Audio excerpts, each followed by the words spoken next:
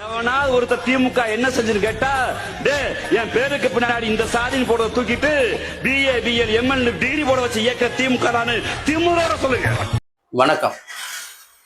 வாக்காள பெருங்குடி மக்கள் அனைவருக்கும் இந்த காணொளி வாயிலாக மீண்டும் ஒரு வணக்கத்தை தெரிவித்துக் கொள்கிறேன். வருகின்ற சட்டமன்ற தேர்தல் 23/4/2026 அன்று நடைபெற இருக்கும்.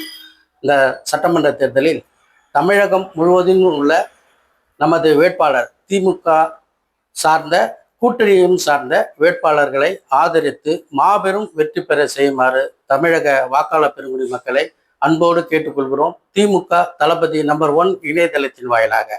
அது மட்டுமல்ல, அண்ணா நகர் தொகுதி சட்டமன்ற வேட்பாளராக நமது அருமை அண்ணன் திரு சிற்றரசு அவர்களை கழக தலைவர் தளபதி அவர்கள் இங்கு வேட்பாளராக நிறுத்தியிருக்கிறார். அண்ணா நகர் தொகுதி ஏற்கனவே இங்கு எண்ணற்ற சேவைகளை செய்து கொண்டிருக்கிறார்.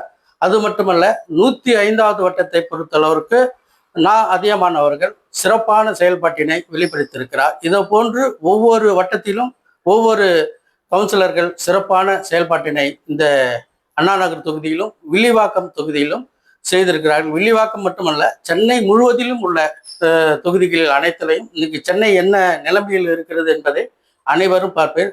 அற்புதமான நிலையை கொண்டு சென்றிருக்கிறது இந்த திராவிட ஆட்சி. ஆகையால் அனைவரும் இன்று இருக்கக்கூடிய வாக்காள பெருங்குடி மக்கள் ஒருங்கிணைந்து இங்கு மட்டுமல்ல தமிழகம் முழுவதிலும் உள்ள வாக்காள பெருங்குடி மக்கள் உதயசூரியன் சின்னத்தில் வாக்களித்து மாபெரும் வெற்றி பெற செய்யுமாறு திமுக தளபதி நம்பர் 1 இணையதளத்தின் வாயிலாக கேட்டுக்கொள்கிறேன். நன்றி, வணக்கம்.